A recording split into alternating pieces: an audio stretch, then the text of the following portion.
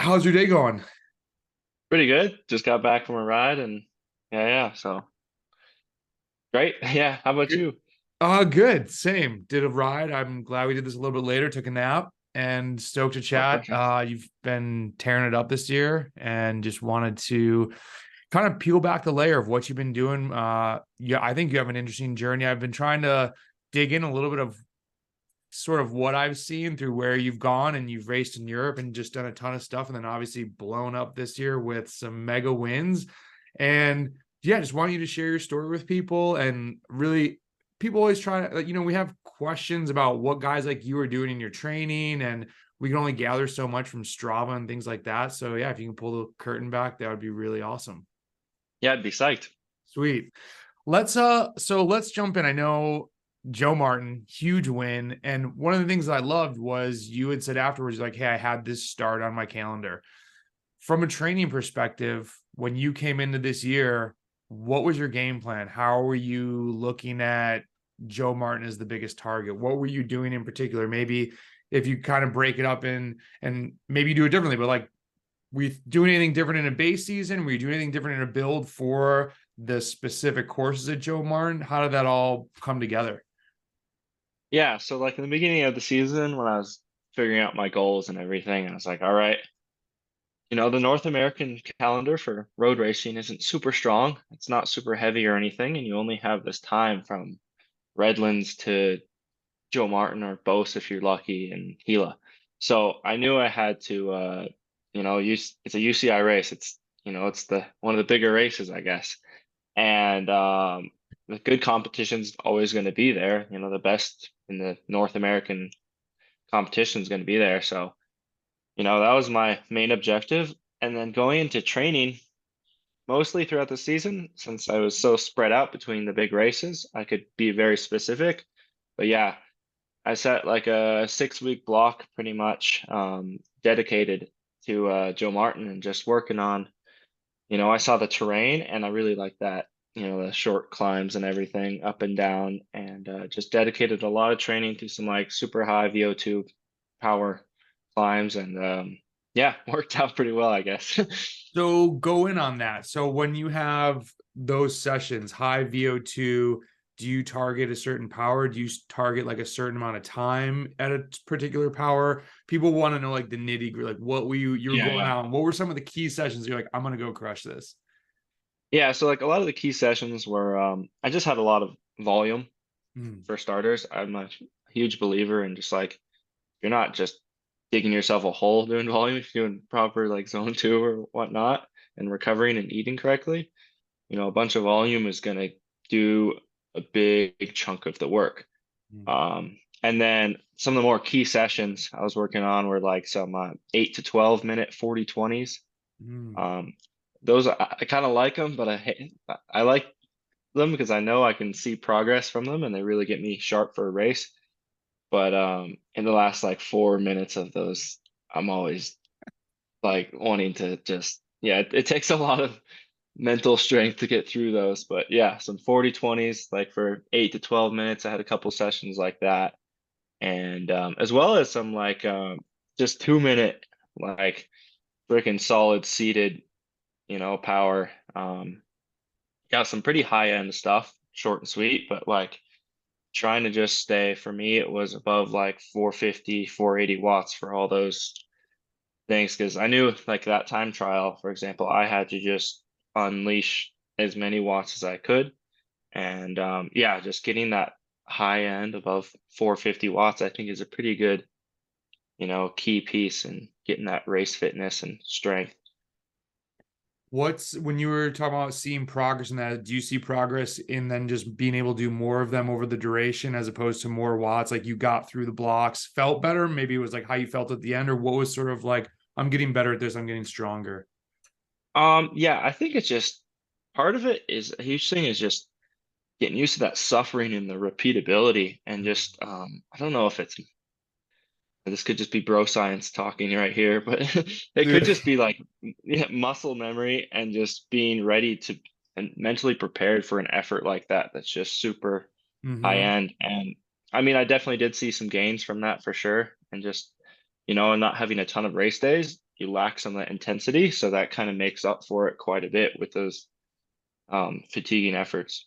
100%. There's no, you can't do the training needed for racing without racing. Like you can't, it's impossible to put yourself Exactly. in that box like racing. And yeah, I think I'm laughing when you're saying bro science because I love the science and I've had coaches that were extremely into the science. And I think it's all really important, but there's no way to absolutely study everything. So when a guy who's at your level, has something like this is working for me, I don't exactly know what it is, but it's getting me from A to B. I think that's really important. We don't have to call it science, but like Yeah, experience is really important. I think exactly. that trying to hear, like I think back when I was in high school and I would like, you're in middle school, let's say, you talk to the varsity guys like, yo, what are you guys doing? I wasn't always like, what study are you guys doing to jump higher? What are you doing to like, Yeah. score more? And I think I love the cycling community, but in the past 5 years, it's been, you could hear someone say, oh, well, I do this. And someone's like, well, where's the study for that? Where's the data? And it's like, dude, Yeah. I mean, there's some things you just got to try for yourself. So yeah, I appreciate you saying that because I think it's an important point that definitely resonates with me of like, if Riley's doing this, it might not work. It's not going to work for everybody, but it might be worth trying. Totally. So, No, yeah, uh, I'm a huge believer in like just what you find what works for you and everything. But also like my father used to always tell me because he used to race, he's like, all right, it's that time, the amount of time you can get above 450, 500 watts, like above those powers, that's where you get really strong because which I totally believe in a race, whenever it's been the pointy end of a race and I've gotten dropped or something, it's because I haven't been able to put that power out. It's when it's really comes down, I think yeah, just getting that high end is important. So mm, that's awesome. What do you think? So you've talked a lot about power. Do you look at heart rate at all or RPE in your training? And if so, kind of where does those fall in? yeah, I actually follow heart rate. I mean, not super religiously, but pretty seriously. Um, I think, it can change so much day to day with fatigue, hydration, caffeine, stress, sleep, that it's huge. But I think being able to see how it's changed, and then you can actually see how your fatigue is, how your stress is, all that. And that's a really good gauge of just, on Training Peaks, you got your CTL and ATL, and you got all that data showing your form, fitness and Mm. fatigue. But I think sometimes, yeah, you can use like the heart rate as well, just to see how your body is reacting, not just based off numbers. So I'm a pretty big follower of heart rate, and I totally believe in it. And just especially just training endurance, it's good to just keep it in. And also on a long endurance ride, if you're dehydrated, your heart rate will drift up. And yeah, just good, keeps you in mental check with, keeping up with hydration and everything. If you see the cardiac, excuse me, the cardiac drift and your heart rate's rising up a little bit, do you just stay on the power or do you lower the power a little bit and follow your heart rate at the end of a long ride? Normally, guiltily, like I'll just let it kind of go up, and I'll just try to chug a bunch of water. But Love it. yeah, because yeah, if it's at the end of the ride, I'm usually in a pretty good zone or like pretty good mental state where I just want to keep pushing. So yeah, I think that's where the ego gets to me there for sure. So Uh, yeah, I don't know. I've always told myself, I'm like, well, this is training for my heart. It'll like catch up and it'll be better the next ride. So that's also exactly, yeah, not really substantiated. yeah. I'm sure a bunch of people like cringe when I say that, but it is what it is. So it sounds like you kind of talked about volume intensity. It's a mix of getting both. Do you have like training hours that you try to target per week when you mentioned big volume works for you? What is like big for Riley? Yeah, so I'm pretty specific in like, or I guess when I put out a big training plan, I make a big 6 week, then narrow it down. So like it's not always like the same weekly 19 hours or something, it changes a ton. It could be 8 hours one week, could be 28 hours one week. But yeah, like a big week for me is anything above, yeah, 24 hours. I think that's you can, if you're doing everything right, you can get a lot done with that. Yeah, that 24 to 30 hours is a pretty pretty solid week for sure. So Awesome. Do you get in the gym or do you think it's not worth it? Yeah, this is a interesting question. Um, so this year actually I've done quite a bit of gym work. Ah, Not recently, but I need to get back in the gym saying that. But yeah, I'm a total believer in it. But I think a lot of people who go to the gym, they get carried away and end up doing all sorts of other exercises that don't matter.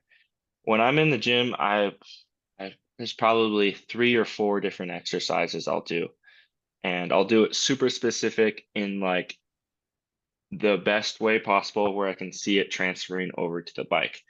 So like I'll do a leg press on this machine I have at the gym I go to where I'm sitting, where my hip angle and everything, where my foot is at. I'll try to get it as identical to mm, where I am on the bike and how I press and how much extension I do is just like, yeah, I try to get that dialed to the T. And interesting. so like, I'm not on the squat rack doing squats or anything. I found that could be useful, but for me, it just hasn't worked out a ton. I'll do some like one-legged deadlift with like a kettlebell. A lot of, that's more just keeping core strength and balance and whatnot. But yeah, like the leg press, for example, I do one-legged leg press, super specific. And yeah, I always, normally I'm doing the gym, probably say 95% of my sessions are after training, Okay. which is, and I got to make sure it's in the right times and everything. But Mhm. it helps with the training because I don't just destroy myself in training. I save some for the gym. And then when I'm in the gym, I do super specific. And I think it's good to do the gym at the end as well. It's like almost mimicking, this is another bro science thing maybe too, is I love it. um, yeah, it's like, you do a 3, 4 hour endurance ride, just strictly zone 2 or whatever. And then you go to the gym and then you smash out some one-legged leg press and stuff. And I mean, that's the example of, at the end of a race, you gotta put out the put Hmm. out the power, put out the watts, get that strength. So I think it's kind of good, can maybe get that fatigue resistance and whatnot. But yeah. So what are the other two? I'm gonna be annoying. One-legged leg press, one-legged deadlift with kettlebell. You'd said there might be 3 or 4 things you like to do. Do you do any upper body Yeah. or is it just legs? I do a lot of core. Okay. If What's the that is core routine? What are the core favorites? yeah, yeah. All right. So my We're core getting favorite is granular here. You're like, yeah, I don't let you yeah, buy yeah. with the Yeah, yeah. No, this is good because I do have a good core routine. Well, I think it's good, but it's worked good for me is I really wanted to work on my plank a bit. And so I start out with like a minute and a half plank, in the push-up stance. Okay. And then I go into just have the timer rolling the whole time. Then immediately into a 1 minute side plank on each side. And then I'll finish off with a 2 to 3 minute plank in like the forearm position. And when I do my forearm position, this is another thing in the gym where I keep it super specific so it transfers to the bike. I put my elbows and hands exactly like how I would be on a TT bike because Love it. why not? Like my Yeah. elbows are going to be down there, and I mean it may not change much, but it's not going to hurt me. So yeah, I do that, which is a pretty good. I get sweating for sure. It's about like six minutes of planking right there. And then I'll do then I get in and I'll do a push up and then like knee to elbow and then knee to elbow crossing and do another push up.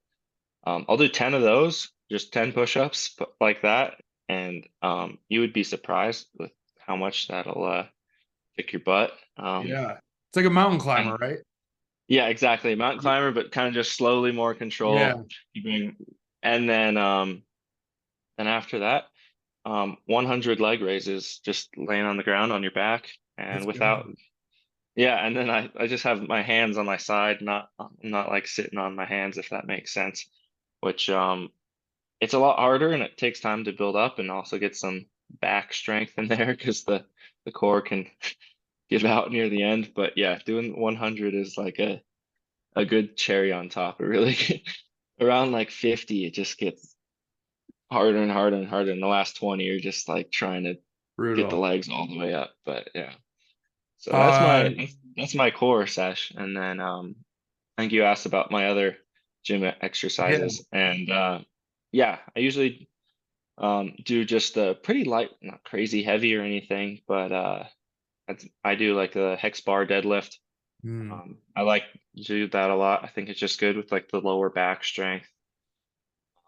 I don't really go crazy on the weight or anything. I'm only going like 80% of my max, like 10 rep weight. Like I never feel like I'm at the max 10 rep weight at all. It's just 80%. It's just kind of holding back in the gym, but really yeah. making sure when what I do, I get it super specific and correct. So That's awesome. That's really insightful. Have you ever done the hollow body or the 8 point plank? That might be something you enjoy in your routine.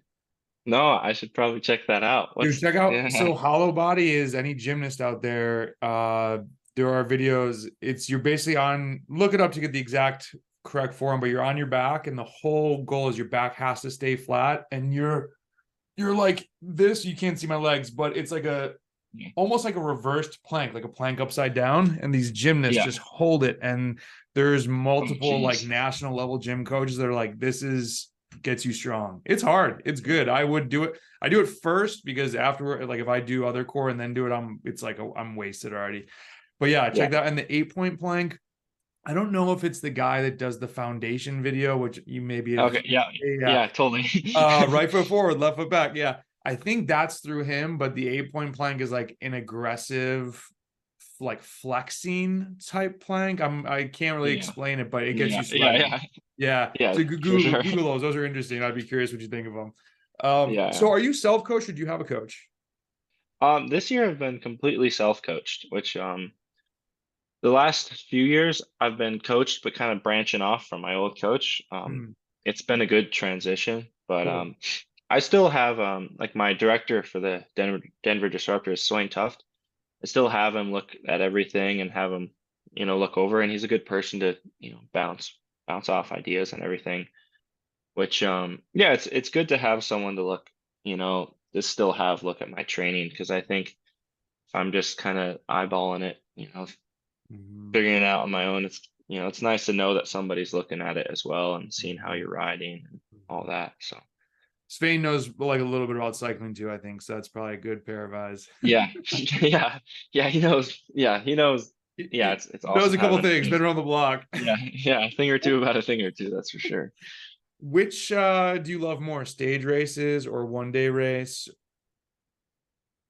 Oh man, for me, it's bike races, doesn't matter. Okay. Let's say stage races because there's more chances to race. So Yeah. well, if it's one or the other, I'll say stage races. But any type of race, criterium, road race, time trial, hill climb, I'm psyched Your if it's got a game. finish line. So yeah. Cool. Awesome. What do you think? Is there one thing in your daily routine that you feel like really helps you find success and get like a win each day?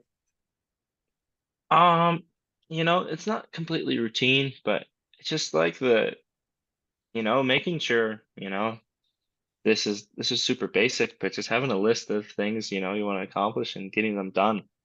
All right, gotta wake up, drink a bunch of water, when you wake up, have a good breakfast, depending on what your training is, and do the training and get back and stretch. And I think it's just the whole day. There's not really one thing I can completely, say. I think sleep, maybe if I were to That's good. pinpoint That's a one good thing. one. Yeah, yeah. Yeah, sleep. It's good to have a good sleep routine. So You used the word basic, but I was just trying to read different interviews that you had done. You had a good one with USA Cycling a while back, and they had asked you a question just about your dad and like advice that you had received. And he was kind of, giving you a tip of there's ebbs and there's flows. And I think one comment you made was something like, when it's not always going great, it's you kind of were just focusing on riding. And it seems like you're a young kid, but you have a good sort of maybe big picture view of where cycling falls in your life or racing. Like I don't know if it's you say basic, but I think it's just like you try to keep it simple maybe and not overcomplicate things. Is that accurate?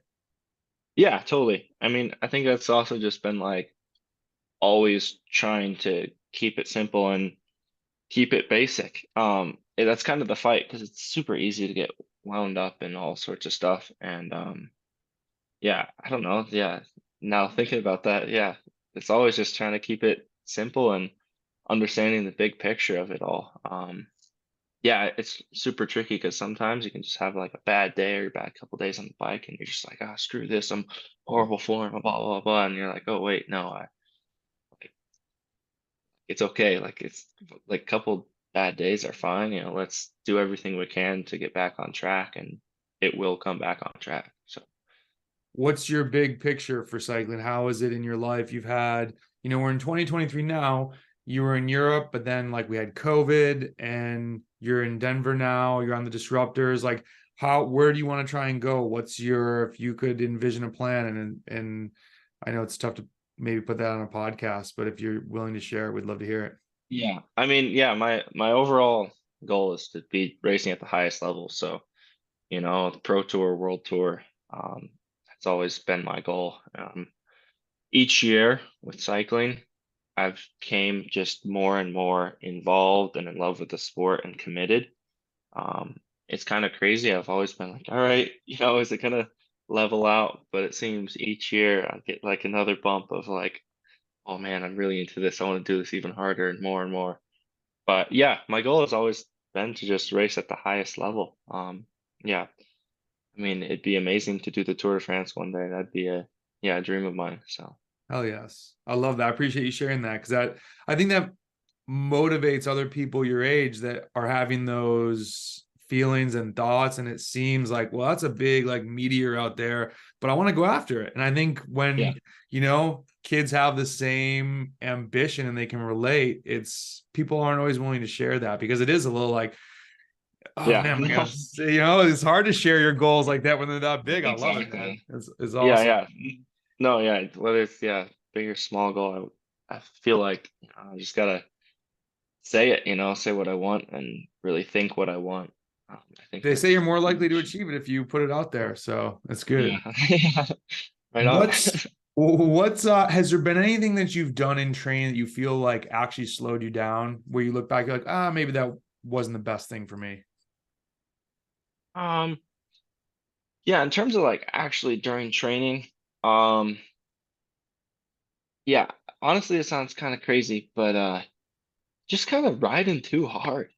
Like just doing like a 3 hour ride, just kind of hard the whole time. I feel like it's great because then you see your average power all higher and you're normalized. You got the KJs, Yeah. you got the You're putting TSS, on and you're Strava, you're getting the yeah, kudos. yeah, yeah. You got like a sick average power, and it's like 21 miles an hour instead of 20 miles an hour or whatever is like, all right, this guy's ripping today. But I don't think that's like, just doing this like above endurance, just kind of a good calorie burner type of ride. When it's just for the sake of TSS. Mhm. I think that's really kind of slowed me down. It's definitely gotten me fit for sure, but and there's a time and a place for it. But I remember one year I did a bunch of that. I was just like thinking this is gonna get, I'm just gonna smash higher than my zone two and just I'll rise to it.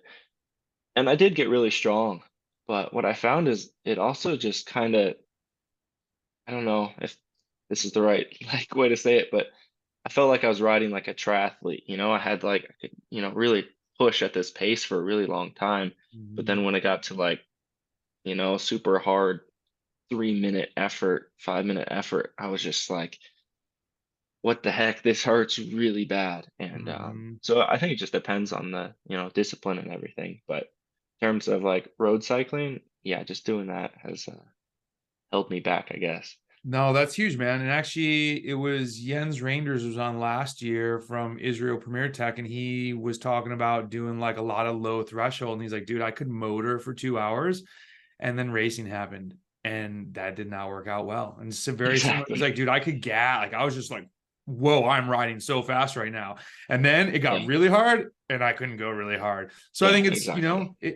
you make a good point too about just the TSS and it's easy to chase the metrics. And I think when I always try and tell people have like a training buddy that you can talk to, just another set of eyes, like Spain for you, where then someone else, when they look they're not the one doing the train. It's like, hey man, what was your goal of this session? Like, what are you going after? Are you going after like 21 miles an hour? Or are you trying to like prepare for this race?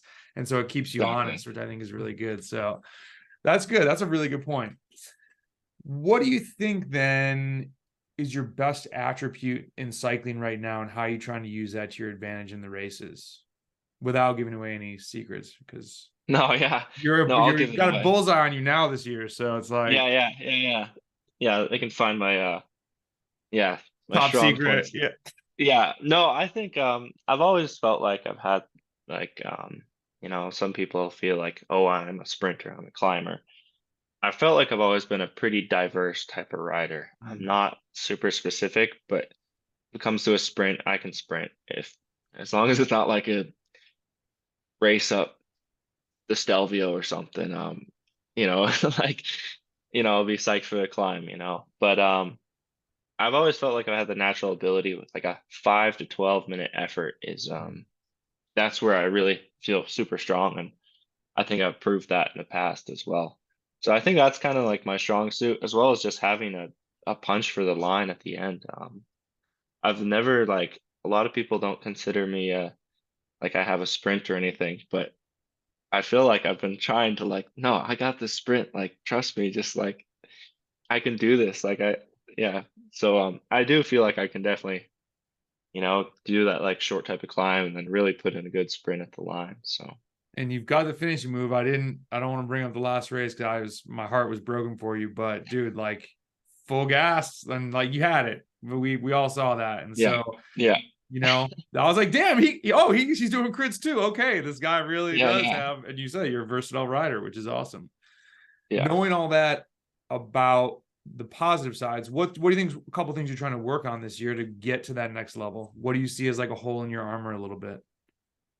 Yeah, for sure. I think it's just, if I'm trying to get at the level of the world tour and be at that level, these guys are able to do these massive efforts. I have that ability that I think is really good at 5 to 12 minutes, but they can also do that after 3,000, 4,000 kilojoules, 4 hours of racing. So I think that's my main objective is to just get better at that, be able to get that fatigue resistance. Um, I think for now that's a bit of like a hole in my armor for sure, but um, I think I have some of the watts to be there and watts per kilo. But yeah, it's just getting that fatigue resistance is what I'm yeah currently working on in my training. So Do you think you get, oh, so you said it actually trained. I was gonna say, do you think you get better in that from these longer road races, or do you do specific, hey, I'm gonna go out and ride 3,000 kj and then I'm gonna go do a 4x10 3? Do you have any like end of the day sessions that you think are helping you with that? yeah, totally. Exactly. Like going into US Pro Nationals had a lot of training that was almost, I mean, most of my training I do anyways, unless it's a shorter ride, it's after 2.5, 3 hours. Mhm. But like Okay. coming into Pro Nationals, I had several sessions that were yeah, after 3,000 kilojoules, and I was like, all right, now I'll start the 3 by 10 minute interval. So Mhm. yeah, so exactly what you said there, yeah, I It's think in, that's super important.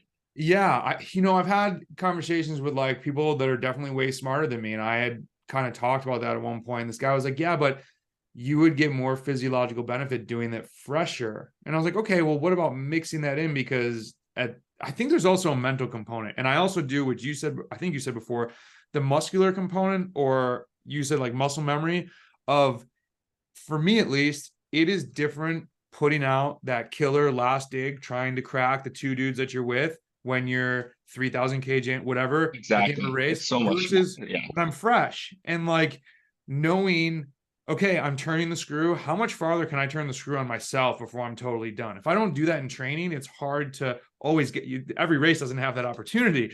So exactly.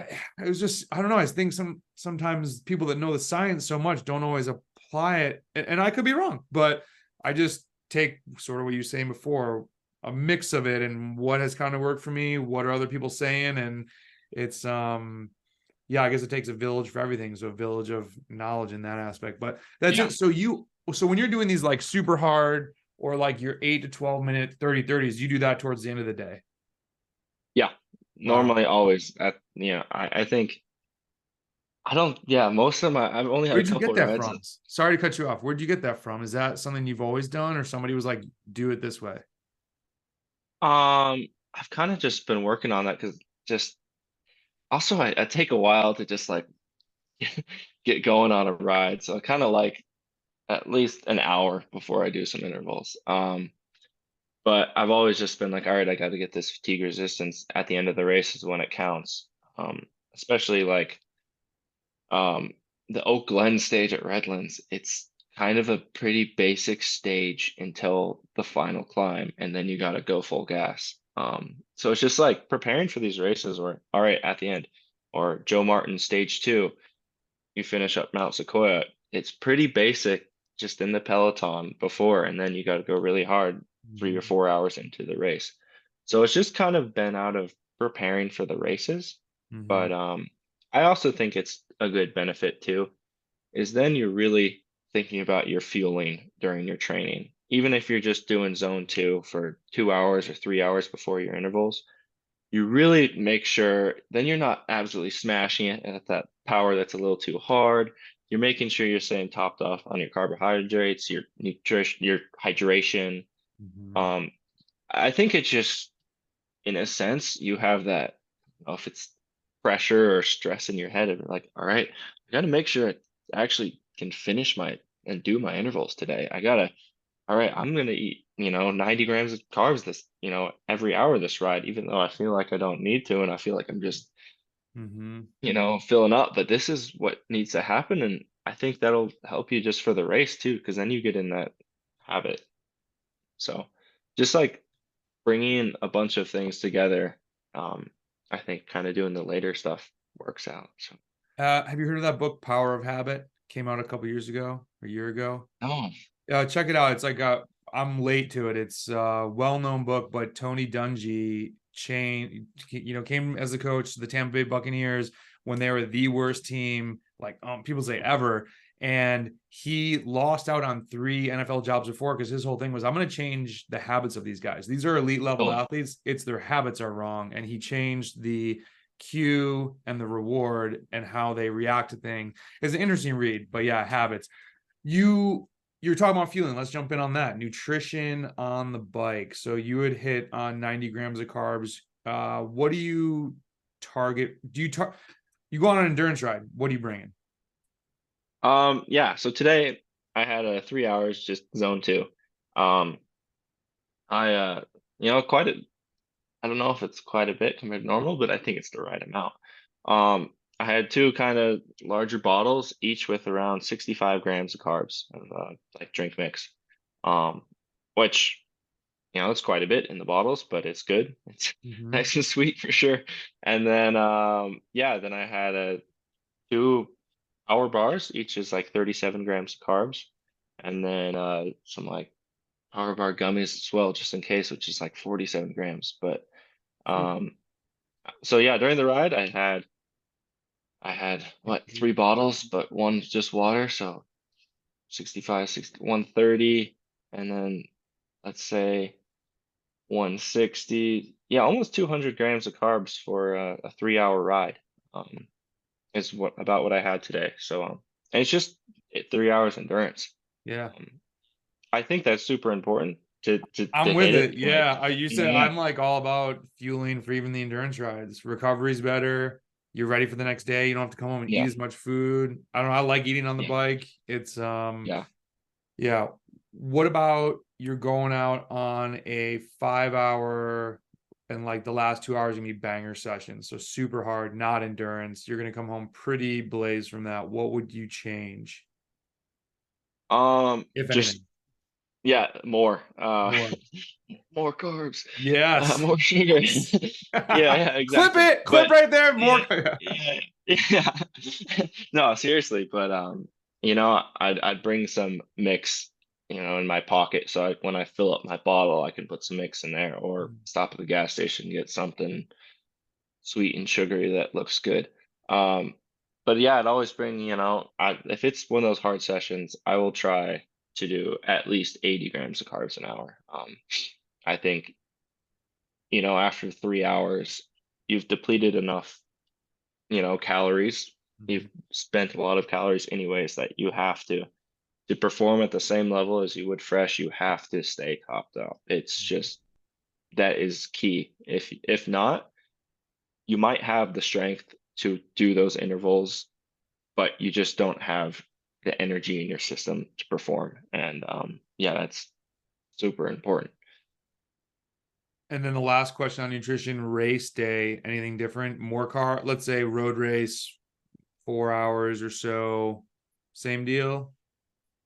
Yeah, I'm still trying to find a limit to how much my stomach can absorb, actually. What's the I That's feel what I pretty, wanted to hear. I was like 80, man. I would be you're not like yeah, no, so like hard training, at least 80.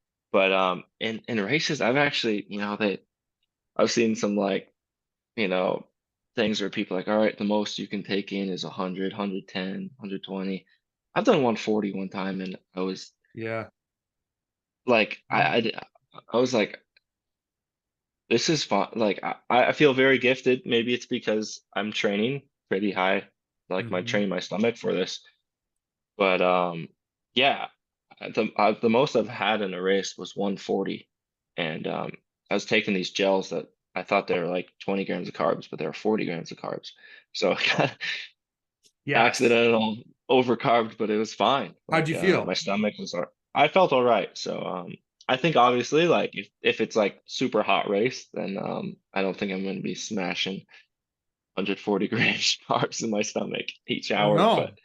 yeah, yeah, I'm with Stephen Bass was on, man, like 2 years ago, and he's like 140 guy, 150, and eat like long rides. He does mega carbs. And so I've been doing 140, 150 on especially gravel races. yeah. And I did Dirty Kitten is out in Virginia. I just love that name. Mhm. How long was that? But I ran out and I had 150 an hour, except for the last half Wow. an hour. And I was at the car. I was like, I'm good. There's no way I'll go through that. And I was like, damn Yeah, it, I'm out. So it didn't affect yeah, the race. I had plenty of carbs, but yeah, yeah, I yeah. was surprised. And I think when you said you're gifted, I think I was just fat like 10, how 14 years ago. So I just ate way too much like candy. I think that actually maybe helped me Yeah. now. But yeah, So it trained you. It trained your it stomach. trained me like I mean, sugar. We just were like super close. yeah, So yeah. yeah.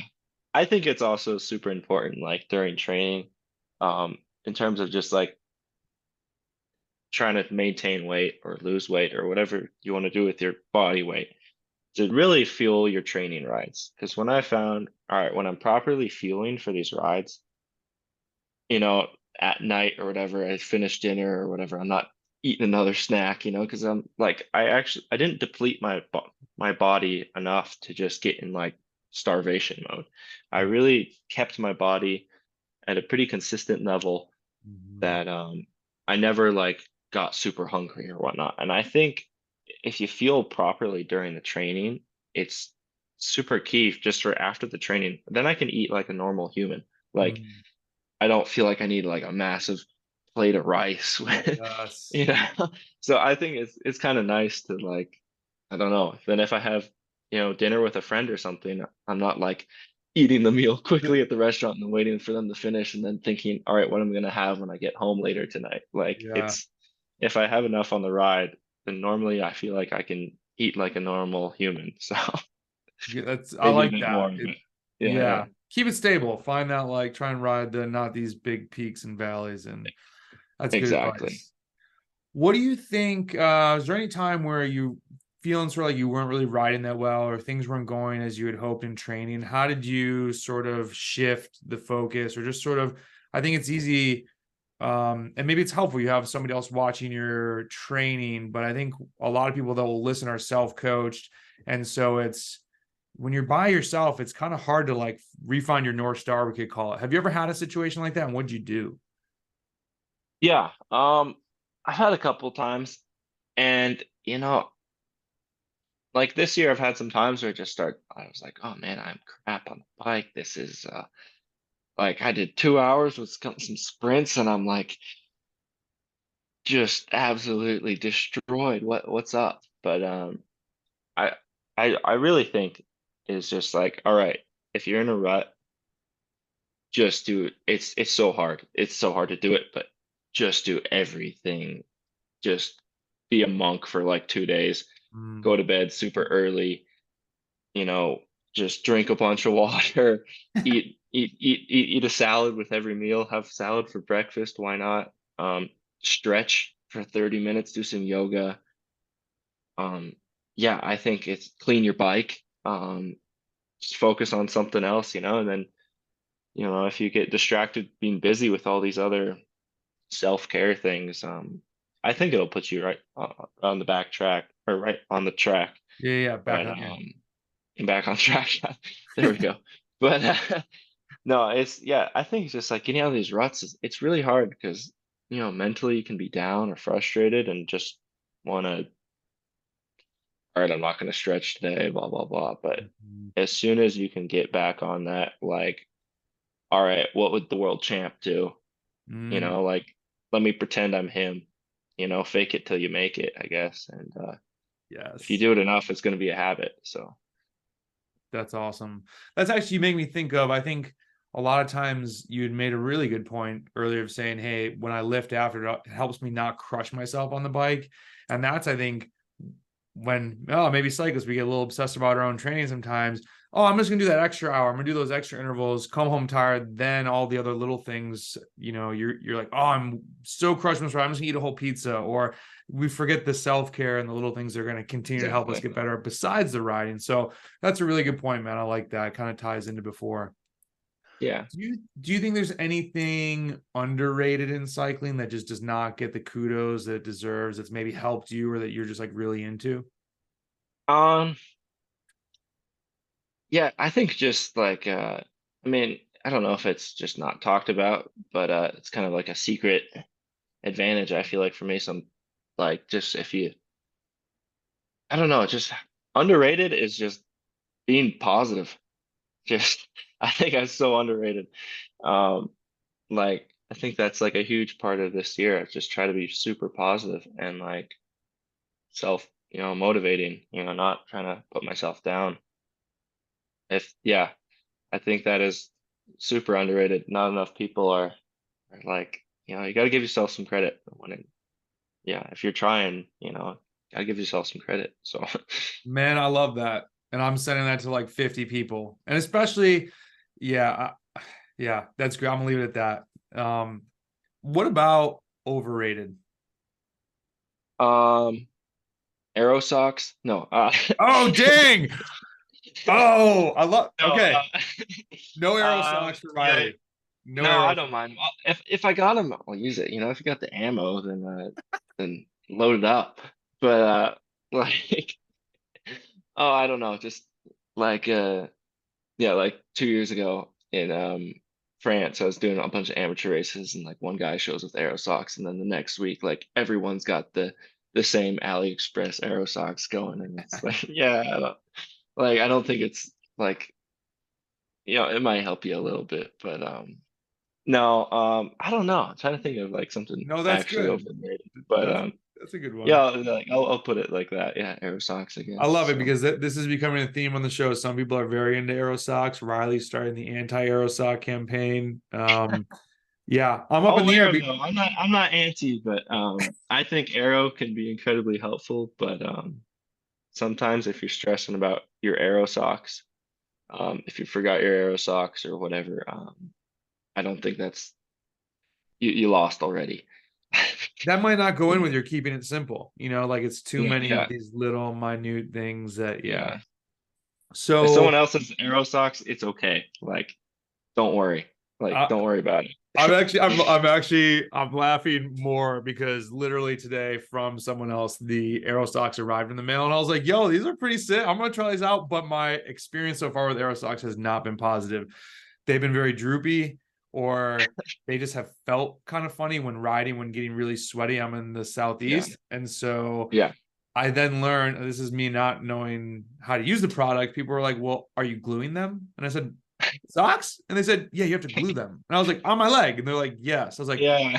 I was not doing that. And now I do kind of hate the idea of Yeah, that. So we'll yeah, see. I'm up exactly. in the air, but Yeah.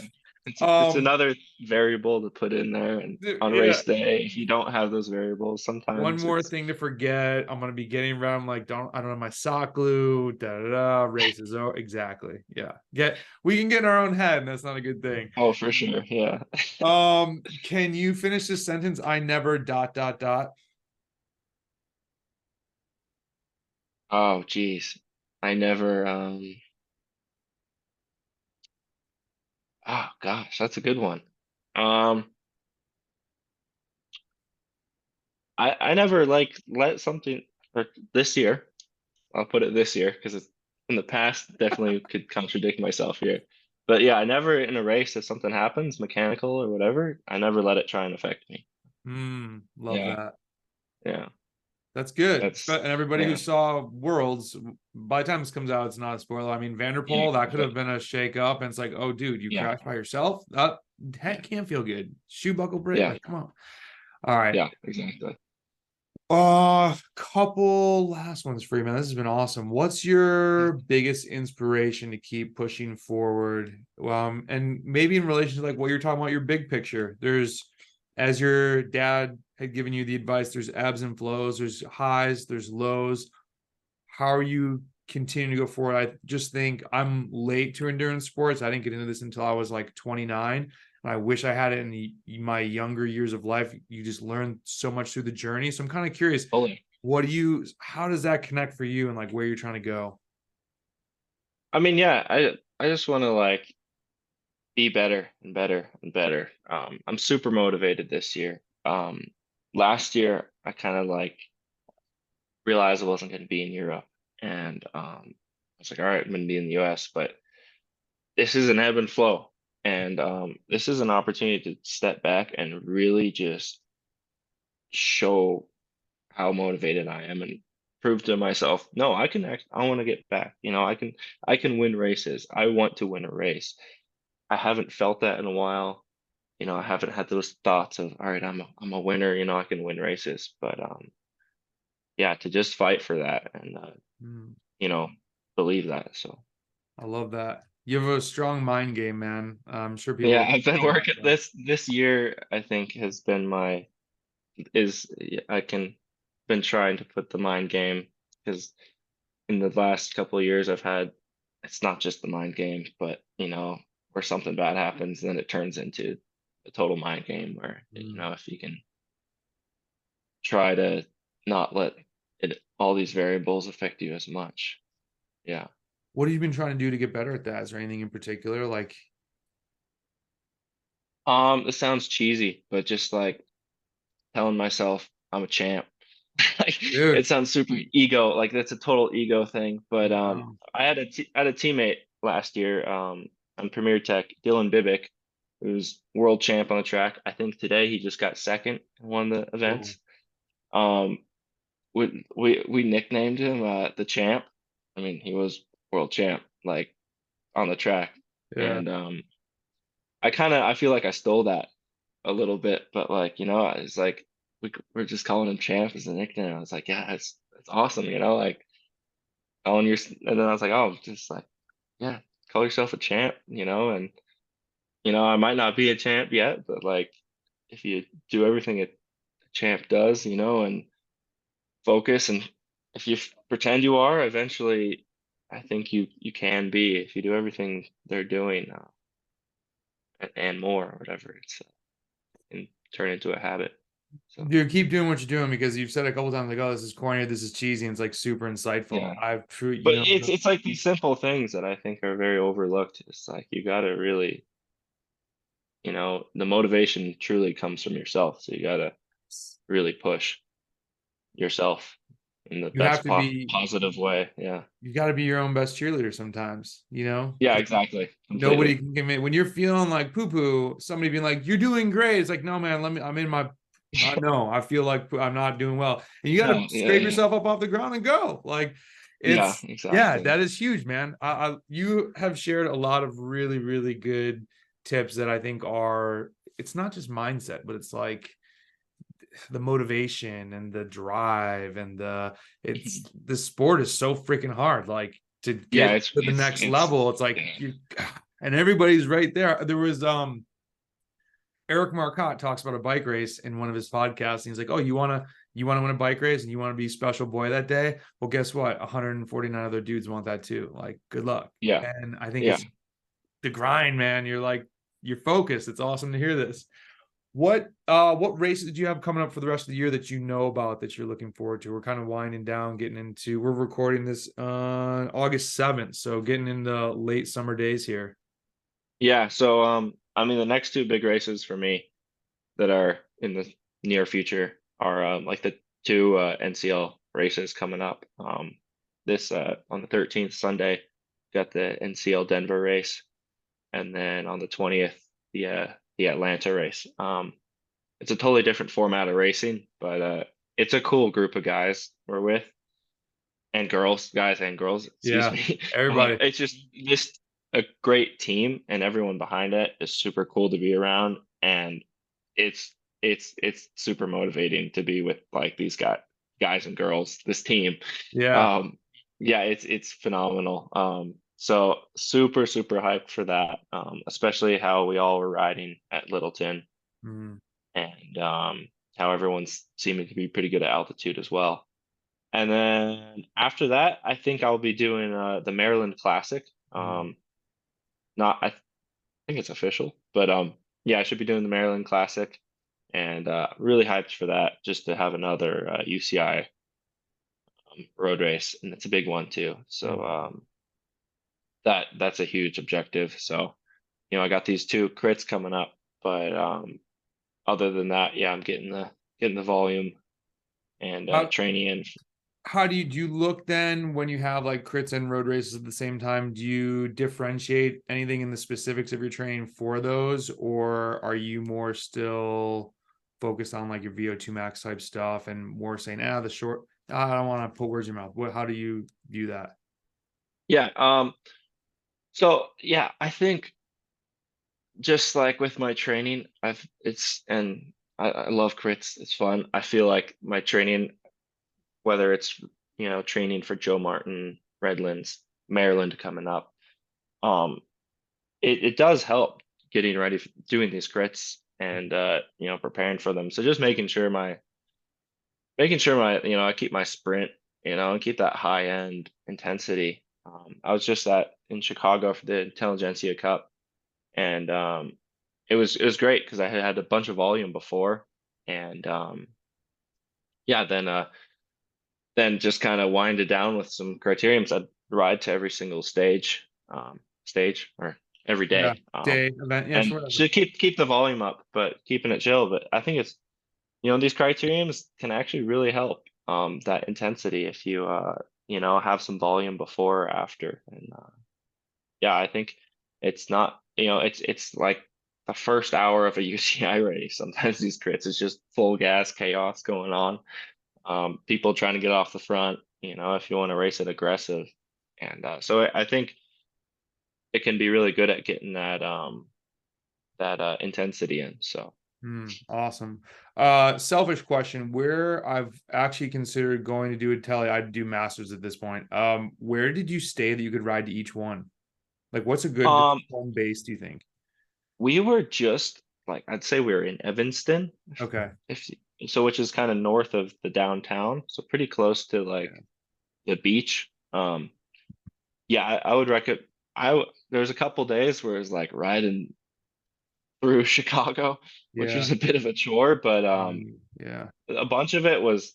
I think the longest or the furthest I had to ride was like 52K, so like what, 32, Oh, 34 sweet. miles. Okay. So Yeah. like totally doable, and then I rode back in the car with the team. Yeah. But surprising amount of bike paths actually. Not like there was only one day where I was like, this ride sucked. So Yeah. like every other day was actually like, wow, that's kind of cool. I got to check this out. There's a whole loop that goes around Lake Michigan and everything. I had no Mhm. idea. So it was kind of cool to also just see a city by bike. That's a good way to check it out. It's a good city to do it by. Yeah, yeah. Last question for you, man. And I feel like I shouldn't even ask you this because it's you've already given like tons of gems here, but what do you think? There's somebody watching, listening, Doesn't even have to be a young kid, just somebody who's like, man, this guy has motivated me. What are your like parting words of advice for kind of looking at those ebbs and flows that come along? So to your fellow cyclists, like what's your last final tip? Um, I mean, yeah, if you ever seen Nemo, is it Dory? She says that just keep swimming. I think that's I think that's great. Yeah, just stay consistent and keep pushing. I mean, listen to yourself, but yeah, you gotta just keep swimming. That's I that's love that. I Keep think that's swimming, golden. So keep yeah, yeah, pedaling. Yeah. yeah. Keep moving Consistent. forward. Yeah, yeah. What's actually, I always lie. This is my last question. What's the best way for people to keep up with you on Instagram? Do you blog, Twitter, Strava? What's the best place? We'll put the links in Um, the show notes. I try to be pretty active on Instagram. Sometimes I get in a good phase of it, sometimes not, but I'd say Instagram's pretty good. And then Strava. I love Strava, and I usually trying to come up with something in my title or something in photos. And I think Strava, if you want to see what I'm doing the most, see what I'm up to, training and everything. Sick. Yeah, Strava's where it's at.